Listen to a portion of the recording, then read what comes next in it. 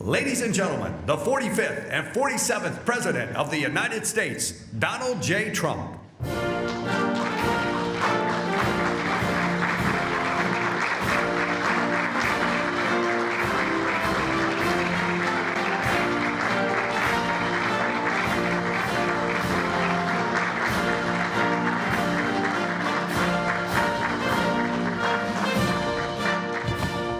Well, thank you very much. It's been a pretty wild time, but it's going very well. Sit down, please.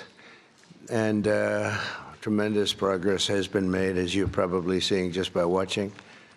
We're doing something. I built the military and rebuilt it and made it really strong in my first administration, along with a lot of other things we did. We had a great first term. And now we're using it. Unfortunately, we have to. But you're seeing how great it is. There's no military like it on earth, not even close. And we're doing very well in Iran. You see the result.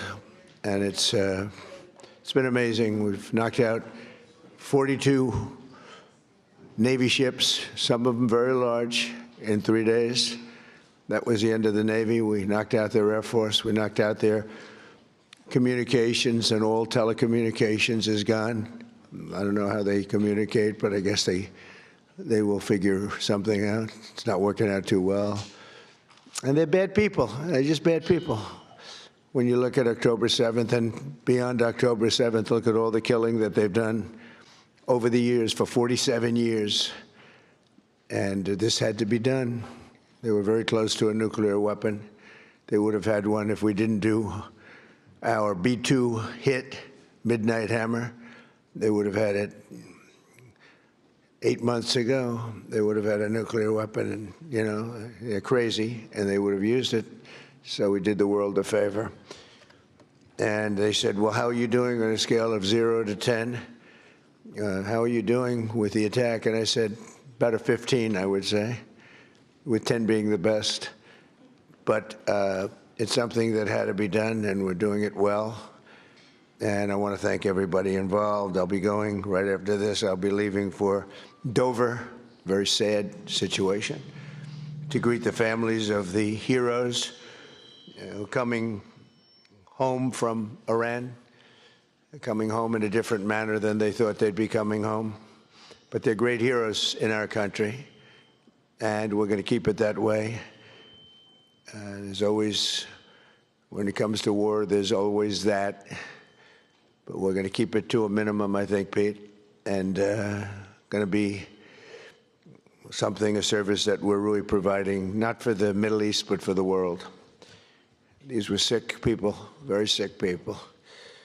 This morning, I'm honored to welcome distinguished heads of state from across the Western Hemisphere for the first Shield of the Americas Summit.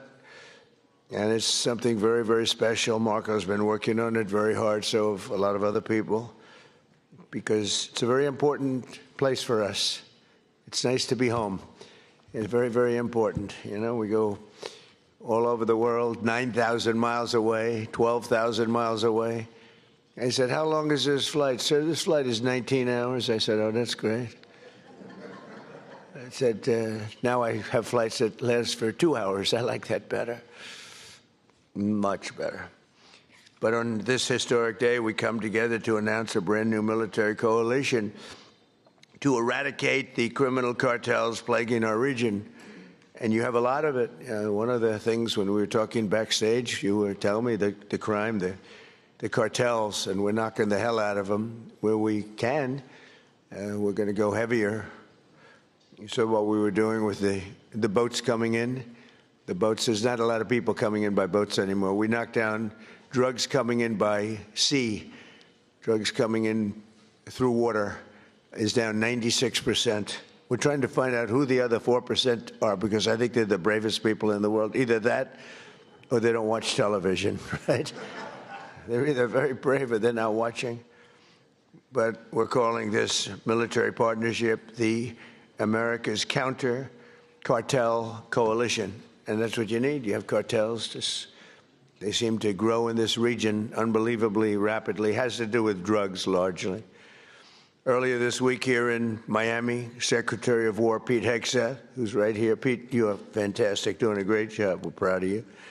And representatives of 17 different nations formally entered this new alliance. The heart of our agreement is a commitment to using lethal military force to destroy the sinister cartels and terrorist networks once and for all. We'll get rid of them. We need your help. You have to just tell us where they are. We have amazing weaponry, as you probably noticed over the last short period of time. But I want to thank members of the coalition, most of whom are friends of mine. Few of them I just met, but most of whom are friends, many of whom I endorsed. And they took that endorsement and they went on to win big. I haven't had a bad endorsement yet, right? He says, yes. He was happy. He was a couple of points down and went up like a rocket ship, right, in Argentina. But the president of Argentina is here, Javier Milei. Thank you very much. Thank you very much for being here. President of El Salvador, another friend, Nayib Bukele. You know, he is a man who we've gotten very close to. I saw him as a young man my first time. You were young and handsome. Now you're older and handsome. You're older and handsome. But he runs a good operation. That's all I care about, right? When I first saw him, I said, he's too young. And then I saw the job he did. I said, well, I guess he's not too young, because I was young and did well. But you've been a great president, and we appreciate the relationship very much. President of Paraguay, Santiago Peña, thank you very much. Thank you very much. President of Ecuador, Danielle Noboa. Danielle, thank you. Thank you, Danielle. President of Panama, I love that canal. Jose, I think he made the greatest deal in history. He bought it for $1. One of our brilliant presidents. I can't sleep over that deal. They gave it to him for $1. Jose Raul Molino, whereas, you know, you made one of the greatest real estate deals in history. Jimmy Carter, one of our great presidents. President of Honduras, Tito Asfora. Thank you, Tito. Thank you very much. Great to see you the other day. President of Guyana, Irfan Ali. Thank you. President of Bolivia, Rodrigo Paz. Thank you very much. Great people. Prime Minister of Trinidad and Tobago. And I have to be very careful with this because, you know, your first name is very similar to a first name that we have, but fortunately it's pronounced different. It's Kamala, as opposed to Kamala. I like Kamala better in many ways. And I just want to say thank you very much, but I had to be careful with that first name. I didn't want to get it mixed up because it would ruin your reputation completely. Right?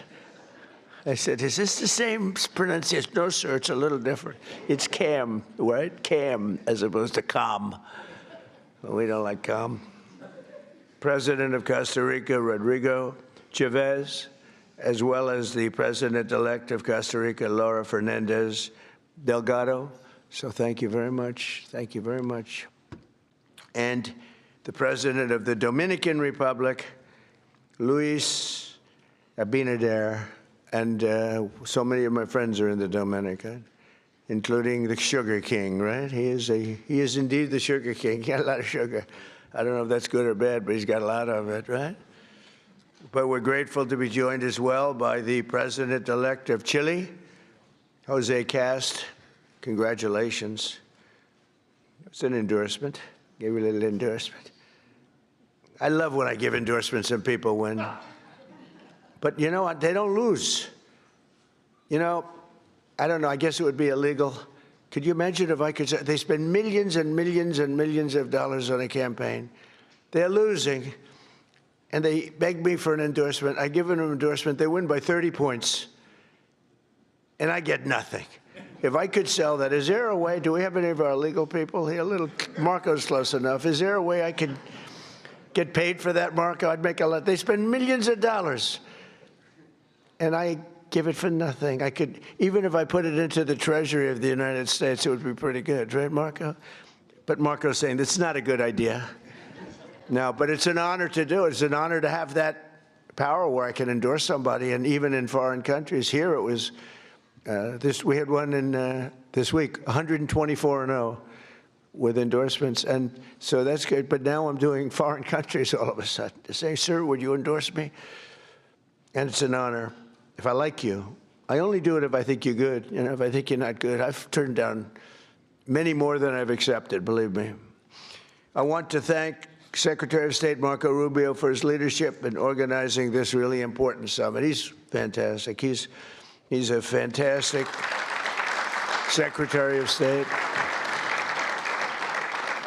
And thus far, look, we've had the most incredible year of any president, I think, I ended 8 wars. We're not going to go into it too much today, but what we've done is incredible. And we're going to be doing some incredible things together, because I look at our region, if I can call it that, as being very important. It's been abandoned by the United States for so many years. You know, they went so far away.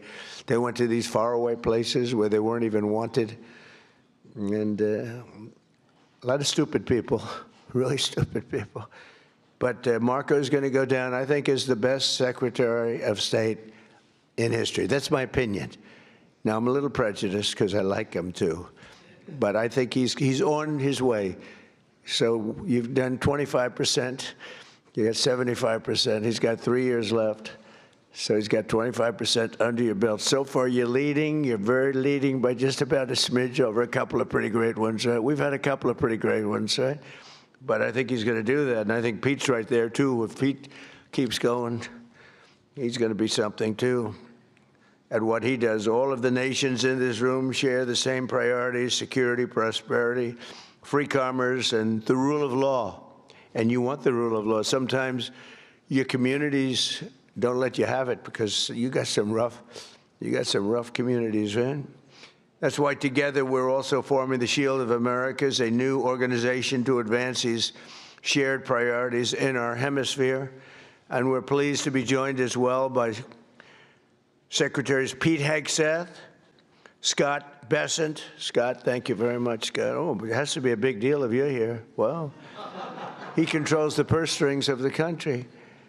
You know, he goes on television and he just soothes everybody. He did it yesterday. The prices were going. He got on. He's a soothing person. He's actually a killer, but I don't want to say that. No, he's a soothing person. He goes on television. Right, Pete? I think nobody better. So we could use him for war every once in a while, you know, soothe. Although we don't really want that kind of a personality for war. We want your personality for war. You're just perfect. Howard Lutnick. Thank you, Howard. Chris Wright. Kristi Noem. Along with U.S. Trade Representative Jamieson Greer, who you all know and you deal with. You deal very successfully. I ask Jamieson all the time, can you get more?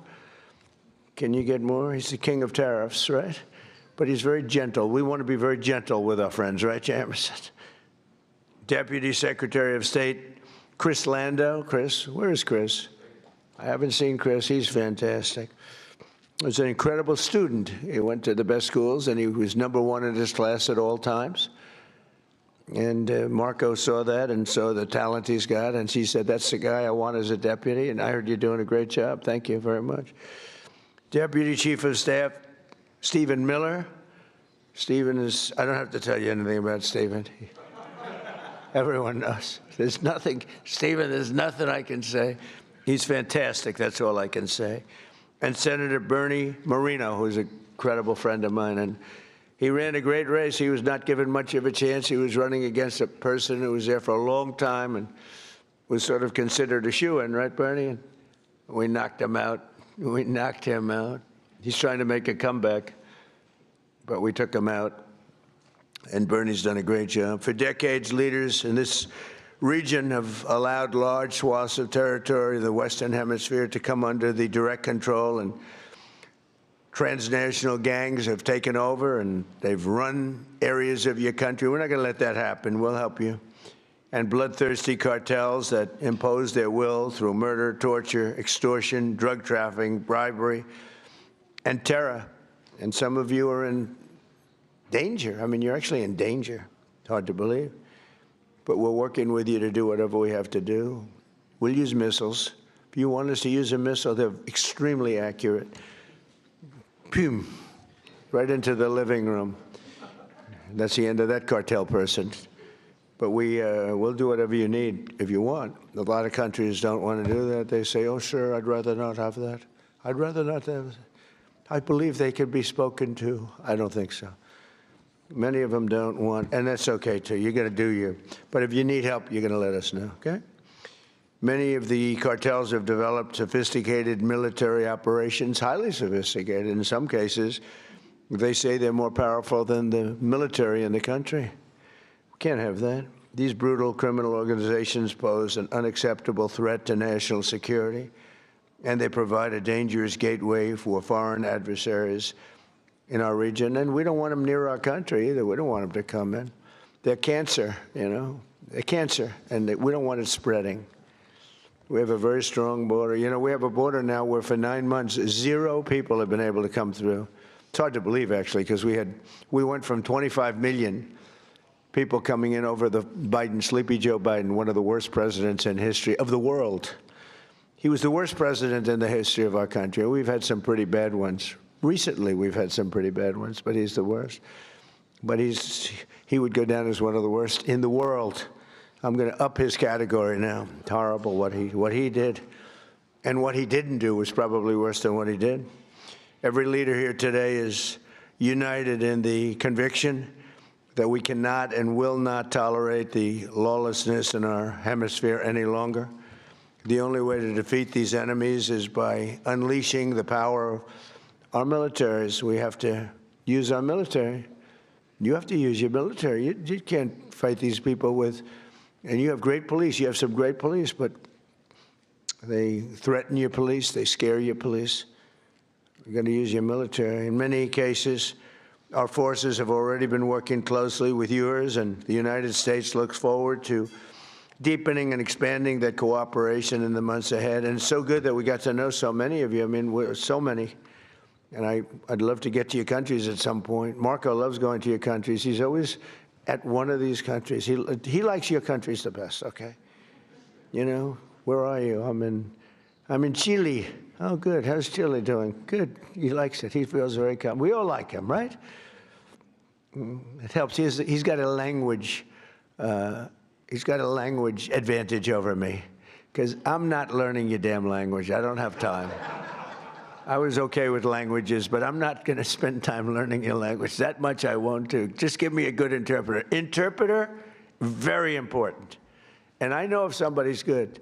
I may not speak the language, but I know I had an interpreter recently that wasn't good, talking to a very strong person from a different part of the world. And I could tell, even though I don't speak the language, I could tell the interpreter was not good. When you go,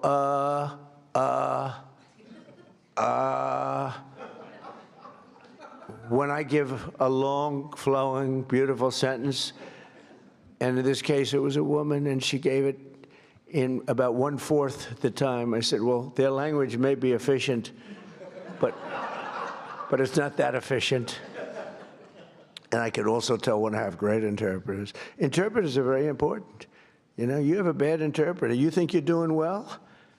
Boy, did I do a good job talking to this one or that. Was I great when I spoke to Putin today? Was I great when I spoke to President Xi? Was I great? But if the interpreter isn't speaking right, or is weak, or is ineffective, or is just not good, or not interpreting your words correctly, in one case we had an interpreter who, when she disagreed with what we were saying, she actually changed it. We considered her a foreign minister, right? But no, the interpreter is, I talk about it all the time. Interpreters are really important. When you don't speak the language, they don't speak the language. People have no idea. People have no idea how valuable, and I'm on them all the time, people have no idea how valuable a good interpreter is. But over the last year, the world has witnessed the supreme power of the United States. We're the most powerful military country in the world. Again, I rebuilt it I spent so much time rebuilding it. Over $1 trillion, and now we just had another budget. We may be going to $1.5 trillion. We're building a thing called a battleship, like in the old days, remember? We have a Secretary of the Navy, and he suggested, I've always said, why don't we have battleships anymore, shooting big bullets instead of, $3 million rockets? And they said, well, sir, we just don't have them. Nobody could give me the answer, but we're actually building 10 of them. And I said, you remember the old ones you'd see Victory at Sea, remember Victory at Sea? And you'd see these ships going through those waves like the waves were nothing, although the waves are pretty powerful. They knock out a lot of territory. But you'd see these incredible, they're pieces of art. Beautiful, most beautiful, the big battleships of the 1940s, right? Power. I said, well, would we ever want to bring them back? Because we have some of them. They're museums and other things. And they said, sir, the new ship is 100 times more powerful than what we were looking at with those guns and amazing, right? 100 times. I said, you sure it's not maybe 90 times? 100 times more powerful. And we're building 10 of them. Not to use them. We don't want to use them. But by having them, nobody's going to play games. So, yeah. Just good to have them. We don't want to use them. They'll say, oh, he's very militaristic. I'm the one that ended 8 wars. I'm the one that, and we have another one coming, I think. The easiest was that, and that was just, and as you would understand this, the hatred between Putin and his counterpart is so great, okay? It's so great that, Ukraine, Russia, you'd think there'd be a little bit of camaraderie, there's not. And the hatred is so great, it's very hard for them to get there. It's very, very hard to get there. So we'll see what happens, but we've been close a lot of times, and one or the other would back out. But we're losing, they're losing. It doesn't really affect us very much because we've got an ocean separating. I'm doing it as a favor to Europe, and I'm doing it as a favor to life, because they're losing 25,000 souls. Think of that every month, 25,000.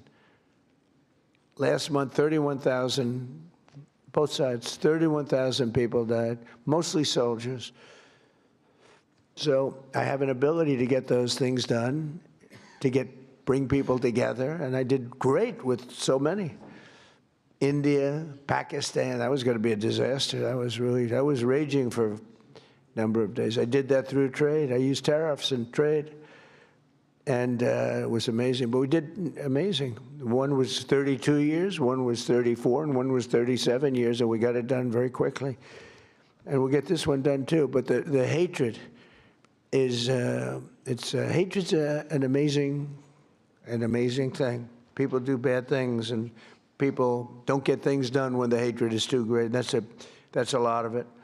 Just as we formed a coalition to eradicate ISIS in the Middle East, we must now do the same thing to eradicate the cartels at home. So we did eradicate ISIS. Now, during the 4 years, we had a rigged election. You probably read about it, probably heard something. So it gave me 4 years to contemplate and to stage my comeback. I staged big comeback. They say it was a comeback. I didn't think it was a comeback because I had the people on my side. So I didn't view it as a comeback, but they did everything possible during that 4 years. They're crooked politicians, dirty cops. They're dirty cops. They did everything possible to make it impossible for me to win. And I won in a landslide. But during that period of time, I learned a lot. And I learned how you people, and I saw it so badly, how you're suffering with what's happening with the crime in the region. And I said, if we ever come back, we're going to eradicate that crime. And I'm going to work with you. And if you want, we're going to do it. We can do it pretty easily. As part of our commitment to countering the cartel presence in our region, we must recognize the epicenter of cartel violence is Mexico. The Mexican cartels are fueling and orchestrating much of the bloodshed and chaos in this hemisphere, and the United States government will do whatever is necessary to defend our national security and to protect the safety of the American people. No, look, it's coming through Mexico. And I like the president very much. She's a very good person. She's got a beautiful voice, a beautiful woman, but a beautiful voice. President. I said, let me eradicate the cartels. No, please, President. We have to eradicate them. We have to knock the hell out of them because they're getting worse. They're taking over their country. The cartels are running Mexico. We can't have that. Too close to us, too close to you. But everything comes in through Mexico, mostly.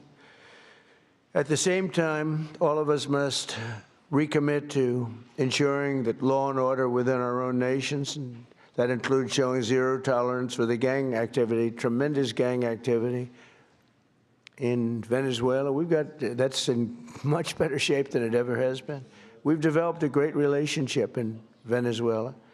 The savages who murder and rape with impunity must be permanently removed from society. We must not allow our criminal justice systems to be corrupted so that they protect these criminals and animals at the expense of your people. And for some reason, all over the world, this is a region that has problems that other regions don't have. They have different problems, but they don't have this problem. The United States last year, we achieved the largest drop in murder rate in recorded history. We have the lowest murder rate in 125 years. Hard to believe because, I don't know, it's, we've got a lot of them out, but we allowed through the Biden policies and Obama, who was another terrible president, by the way. He was Barack Hussein Obama, terrible president. He was a divider, great divider. I call him the great divider. But they allowed a lot of people into our country that shouldn't be here, but in particular Biden, because Biden had no idea what he was doing. He had no clue. It was being run by whoever got near the auto pen was running the country. He was the auto pen president, and frankly, they let at least 25 million people come in to our country, some from prisons, some from mental institutions, gang members, the heads of gangs, the mentally insane. I'll tell you, people came in from mental institutions and insane asylums, and we took them. We had an open border policy. It's a policy divided and devised by idiots, but they pour it into our country. So we went from the worst border in history to by far the best border. We have the best, strongest border that we've ever had. We have great people that did that job. By securing our border and cracking down on traffickers and smugglers, we've reduced the fentanyl pouring across our border by 67%. This is in our first year, Give me a little more time, we'll do better. 67%, which is a number that's unthinkable. They say if you could do 2%, 1%, but we got it down 67%. And we got a lot of the murderers out. We had 11,888 murderers allowed in our country with this ridiculous open border policy that these eggheads put in. But we're also working closely with you on ending human smuggling and the implementing of the Safe Third Country agreements, which are very important. In January, America's armed forces also ended the reign of one of the biggest cartel kingpins of all, with the Operation Absolute Resolve to bring outlaw dictator Nicolas Maduro to justice in a precision raid that nobody's ever seen anything like it. This was in a very powerful military base, fort. And they went in and they took him out and they got him out, and people couldn't believe it. They couldn't believe it. We were right into the heart and took him out. And it was nasty. It was It's about 18 minutes of pure violence. And we took them out. We lost nobody. Not one person was lost. Not one aircraft or no military equipment, zero. People have never seen anything like it. And you're talking about into a military base with a lot of soldiers, good soldiers. Since that operation, we've been working closely with the new president of Venezuela, Delcy Rodriguez, who's doing a great job working with us. I mean, she's doing a great job because she's working with us. If she wasn't working with us, I would not say she's doing a great job. In fact, if she wasn't working with us, I'd say she's doing a very poor job. Unacceptable. No, but she's doing a great job, Marco, right? And she gets along great with Marco. And we're taking out tremendous amounts of oil. They're making more money now than they've ever made. We have the big oil companies in. They are making more money. We're getting some. They're getting a lot. They're making more money now than they've ever made in the history of their country. Can you imagine? And it's being spent properly, and they're watching it closely. And I'm pleased to say that this week we have formally recognized the Venezuelan government. We've actually legally recognized them. We have also just reached a historic gold deal. It's called the gold deal with Venezuela to allow our two countries to work together to facilitate the sale of Venezuelan gold and other minerals. They have great amounts of gold. They have good land, I tell you, very good land. But they weren't able to take advantage. The system didn't allow them to take advantage of the value of their land. As we achieve a historic transformation in Venezuela, we're also looking forward to the great change that will soon be coming to Cuba. Cuba's at the end of the line. They're very much at the end of the line. They have no money. They have no oil. They have a bad philosophy. They have a bad regime that's been bad for a long time.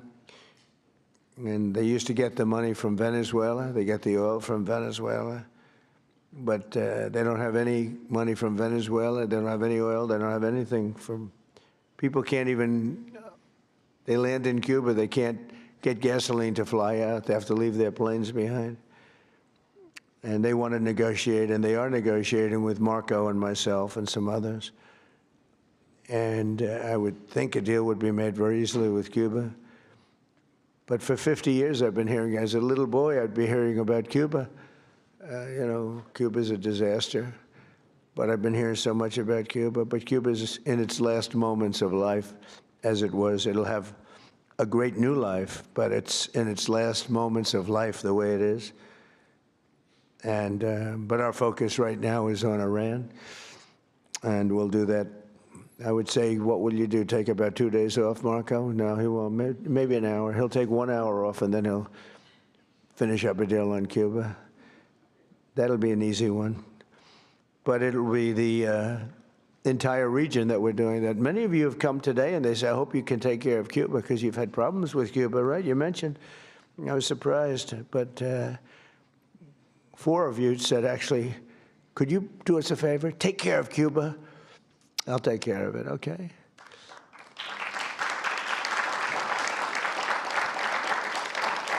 So, and as these situations in Venezuela and Cuba should make clear under our new doctrine, and it is a doctrine, we will not allow hostile foreign influence to gain a foothold in this hemisphere.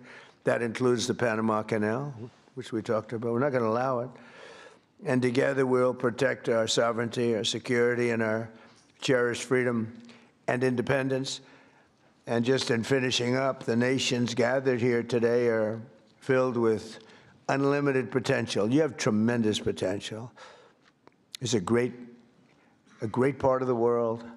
But to fulfill that tremendous potential, we must smash the grip of the cartels and criminal gangs and horrible organizations run by, in some cases, absolute animals, and truly liberate our people. And some people are afraid to do it because they've gotten such a foothold. But I think you can get out of that, and we'll work with you if you need. With the courage and resolve of the leaders in this room, great leaders will make our nation safer, stronger, richer, and more successful. than ever before. So I want to thank you all very much for coming. I look forward to the incredible progress that's soon to come. You're going to see some incredible things. And now I'd like to ask Secretary Rubio and Secretary Hegseth to say a few words, and then I'll sign a proclamation formally launching the America's Counter Cartel Coalition, which is what it is. It's a counter cartel coalition. And thank you all for being here very much. Appreciate it. Thank you.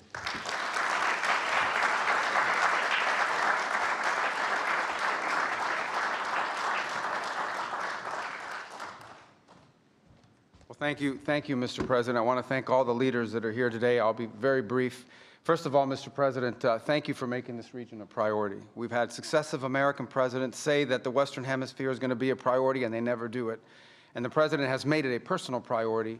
He's also a president of action. It's why I believe he will go down as the most historic figure, one of the most historic figures in American history, and certainly of the last 100 years, because of what he has been able to do and is doing right now with the Western Hemisphere. Thank you for your bold leadership. It's an honor to be able to serve in your administration. And, Mr. President, 2 points I want to make. The first is we have a lot of allies around the world, and we are grateful for our allies. And the countries represented here today, all 12 of the leaders here, are allies. But they're more than allies. They're friends. At a time when we have learned that oftentimes an ally, when you need them, maybe may not be there for you. These are countries that have been there for us, and these are leaders that are not just allies, they are friends, and they are always willing to work and cooperate with the United States, and we're grateful to them. And as you said, Mr. President, these are also countries with extraordinary potential. Some are fulfilling it, some are well on their way to fulfilling it. And this is important. We want to be a partner with you in that. We want the world to see that when you are a friend and an ally of the United States, it is a good thing. It's reciprocated. It comes back the other way as well. And so the fact the President is here today and making this a priority is so critical. If I may, because some of these cameras cover in Spanish. You all right about it? Oh, good. Please. We don't need an interpreter for this one. Quiero darle las gracias.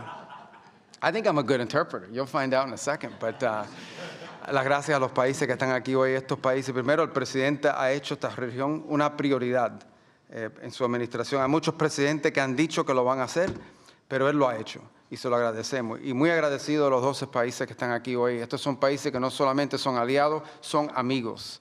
Son países que siempre responden cuando hay una necesidad y trabajan en conjunto con nosotros, y queda mucho por hacer. Estos son países que tienen una gran población, mucho potencial, y queremos ser sus socios en desarrollar a sus países, sus economías y su seguridad. Y le doy las gracias de verdad por estar aquí en el día de hoy con nosotros. Que Dios bendiga a todos esos países, a los Estados Unidos, y gracias como siempre por la cooperación. Seguiremos trabajando en conjunto y vamos a hacer cosas muy buenas, muy importantes para esta región, que van a hacer que en las generaciones futuras nos van a agradecer la labor que estamos haciendo en el momento de hoy. Thank you very much. Thank you. Is he better in Spanish or in English? I think he's better in Spanish. I mean, it's great. Pete, please. Thank you, sir. Mr. President, I only speak American. I speak Cuban. Well, Mr. President, it's an honor to be here and to establish in this hemisphere peace through strength. For far too long, our country's gaze was only on borders in far-flung places. Not our own border, not our own hemisphere, not the Western Hemisphere. President Trump has established the Trump corollary of the Monroe Doctrine, the Monroe Doctrine. And the War Department is implementing it as fast as we can. In fact, 2 days ago, Mr. President, we launched 18 countries were signatories to the America's Counter Cartel Coalition, ACCC, which is not just an organization that's going to hold conferences and release white papers. That's not what we exist to do. It's an action coalition of like-minded countries who are going to bring their capabilities to bear, with American leadership at the forefront, to ensure we attack and get after this cartel challenge, which for far too long we have accepted as some new normal in our own countries. President Trump and the American people rejected that in our own. We don't have to live with communities flooded with drugs or violence or cartels and gangs. We can seal our border, and we have to for our citizens. We share a hemisphere and geography. We share cultures, Western Christian civilization. We share these things together. We have to have the courage to defend it. And we have a commander-in-chief in our country who's set that compass heading. And at the War Department, we look forward to working with all of your countries and more that are not here to say, with our shared assets and our intelligence and our capabilities, with American leadership, we will go on offense against the cartels. They will know that we're just around the corner.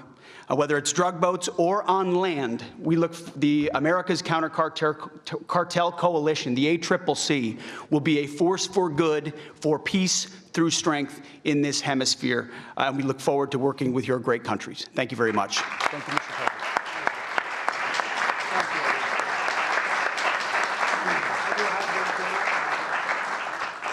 Would you like to come up and surround us here? Thank you.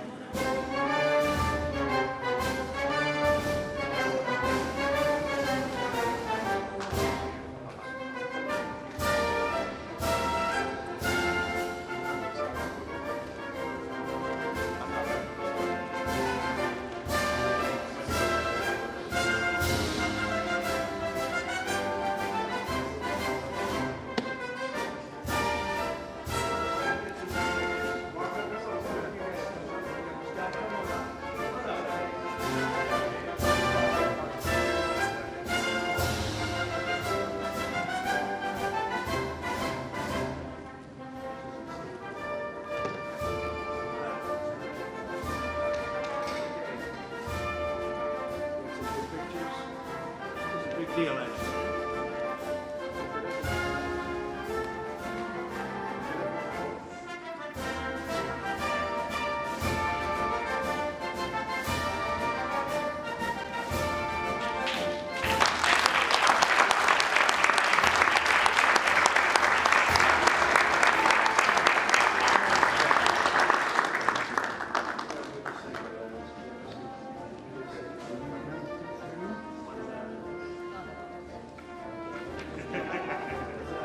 That's not an order. It's a beautiful memento. Thank you.